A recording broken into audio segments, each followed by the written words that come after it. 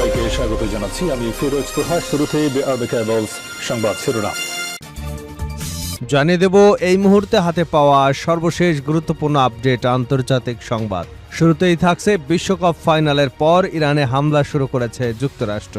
মার্কিন central command জানিয়েছে তারা ইরানের বিরুদ্ধে নতুন দফায় বিমান হামলা শুরু করেছে। এর মাধ্যমে টানা নবম রাতের মতো ইরানে হামলা চালাচ্ছে যুক্তরাষ্ট্র।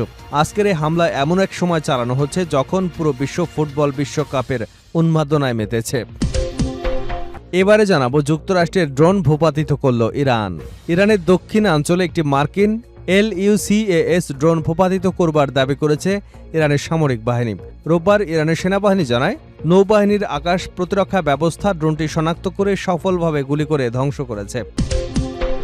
জানাবো ইরানে নেই মোস্তফা খামেনি, দাবি সৌদি সংবাদ মাধ্যমের। ইরানের সর্বোচ্চ নেতা মোস্তফা খামেনি বর্তমানে নিজ দেশে নেই বলে দাবি করেছে সৌদি আরবের রাষ্ট্রীয় সংবাদ মাধ্যম আল হাদাত। একটি ইসরায়েলি নিরাপত্তা সূত্রের বরাতে এ তথ্য জানিয়েছে তারা।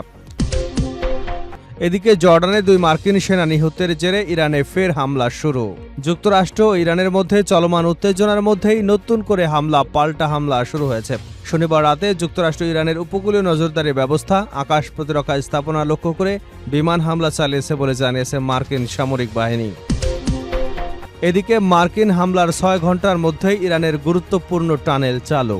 ইরানের ভাইস প্রেসিডেন্ট মোহাম্মদ জাফর কায়েমপানা বলেছেন যুক্তরাষ্ট্রের হামলা ইরানি জনগণ এবং দেশটির সশস্ত্র বাহিনীর প্রতিরোধের মনোভাবকে বিন্দুমাত্র দুর্বল করতে পারবে না। তিনি জানান হরমুজগান প্রদেশের শহীদ মির্জাই টানেলে মার্কিন হামলার পর মাত্র 6 ঘন্টার মধ্যেই সেটি পুনরায় যান চলাচলের জন্য খুলে দেওয়া হয়েছে। এবং সর্বশেষ জানাবো স্পেনের বিশ্বকাপ জেতা দেখতে গিয়ে ইসরায়েলের হামলায় নিহত ফিলিস্তিনি যুবক। আর্জেন্টিনাকে হারিয়ে 16 বছর পর আবারও বিশ্ব চ্যাম্পিয়ন হয়েছে স্পেন। স্প্যানিশরা ছাড়াও ইয়ামালদের সাফল্য কামনা করেছিল গাজার ফিলিস্তিনিরা। আর স্পেনের বিশ্বজয় দেখতে গিয়ে ইসরায়েলি বাহিনীর গুলিতে এক ফিলিস্তিনি তরুণ নিহত হয়েছে বলে জানিয়েছে ফিলিস্তিনের স্বাস্থ্য মন্ত্রণালয়। এতক্ষণ শুনছিলেন সংবাদ শিরোনাম, এবার থাকছে পুরো সংবাদ। দর্শক, অনুরোধ থাকবে ভিডিওতে একটি লাইক দিন, কমেন্টস করে জানিয়ে দিন এই ভিডিও সম্পর্কে আপনার মূল্যবান মতামত। ইরান ইসরায়েল ফিলিস্তিনি যুক্তরাষ্ট্র যুদ্ধে মুসলিমদের সাপোর্ট করে থাকলে চ্যানেলটি সাবস্ক্রাইব করে রাখুন। বিশ্বকাপ ফাইনালের পরেই ইরানে হামলা শুরু করেছে যুক্তরাষ্ট্র। মার্কিন সেন্ট্রাল কমান্ড জানিয়েছে তারা ইরানের বিরুদ্ধে নতুন দফায় বিমান হামলা শুরু করেছে। এর মাধ্যমে টানা নবম রাতের মতো ইরানে হামলা চালাচ্ছে যুক্তরাষ্ট্র। আজকের হামলা এমন এক সময় চালানো হচ্ছে যখন পুরো বিশ্ব ফুটবল বিশ্বকাপে উন্মাদনায় মেতেছে।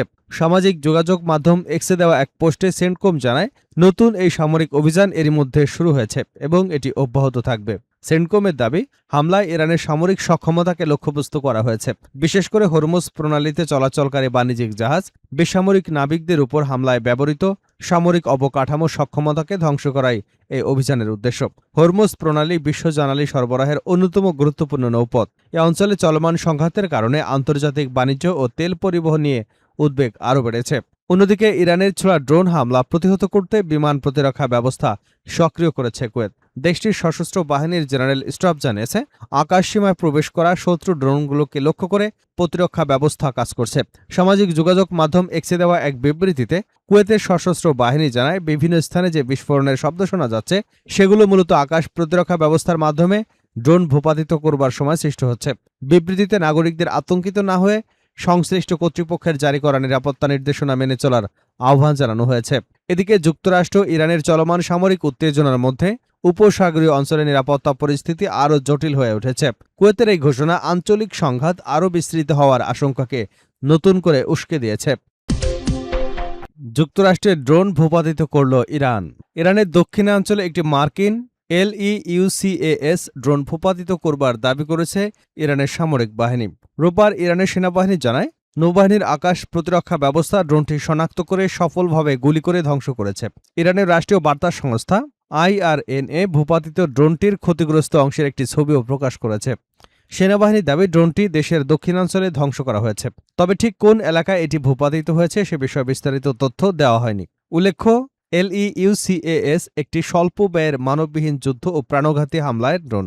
ইরানের দাবি চলতি বছরের শুরু থেকে যুক্তরাষ্ট্রের এই ধরনের ড্রোন ব্যবহার করে দেশটির উপর হামলা চালিয়ে আসছে। তবে এই ঘটনা যুক্তরাষ্ট্রের পক্ষ থেকে তাৎক্ষণিক কোনো মন্তব্য পাওয়া যায়নি। এর আগে ইরানের খুজেস্তান প্রদেশে নির্মাণাধীন ডারখোভিন পারমাণবিক বিদ্যুৎ কেন্দ্রের প্রকল্পে একাধিক ক্ষেপণাস্ত্র হামলা চালিয়েছে যুক্তরাষ্ট্র। রোববার স্থানীয় সময় ভোর প্রায় ৩:৩৯ এ হামলা চালানো হয় বলে জানা গেছে। ইরানে নেই মোস্তফা খামেনি, দাবি সৌদি সংবাদ মাধ্যমের।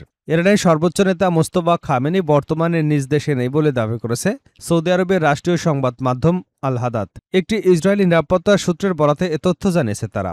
তবে বর্তমানে ঠিক কোথায় অবস্থান করছেন সে সম্পর্কে সুনির্দিষ্ট কোনো জায়গার নাম বা প্রমাণ উল্লেখ করা হয়নি এই প্রতিবেদনে। বর্তমান সংঘাত নিয়ে ইসরায়েলি সূত্রটি আল হাদাতকে বলেছে, চলমান উত্তেজনার মধ্যে ইরান যদি ইসরায়েলের উপর হামলা চালায়ও, তারপরও যুক্তরাষ্ট্র চায় ইসরায়েল যেন ইরানে কোনো পাল্টা হামলা না চালায়। প্রসঙ্গত, গত ২৮ ফেব্রুয়ারি ইরানে অতর্কিত হামলা শুরু করে ইসরায়েল ও মার্কিন বাহিনী। সেই হামলায় ইরানের তৎকালীন সর্বোচ্চ নেতা আয়াতুল্লাহ আলী খামেনি সহ তার পরিবারের অনেকেই নিহত হন। সেই দিন অল্পের জন্য প্রাণে বেঁচে গেলেও গুরুতর আহত হন মোস্তফা। এরপর ৮ মার্চ ইরানের নতুন সর্বোচ্চ নেতা হিসেবে দায়িত্ব নেন মোস্তফা। তবে দায়িত্ব গ্রহণের পর থেকে দীর্ঘ ৫ মাসেরও বেশি সময় ধরে তিনি কেবল লিখিত বিবৃতি দিচ্ছেন, জনসমক্ষে আসেননি বা এখন পর্যন্ত তার বর্তমান কোনো ছবি, ভিডিও ফুটেজ বা অডিও রেকর্ডিং প্রকাশিত হয়নি।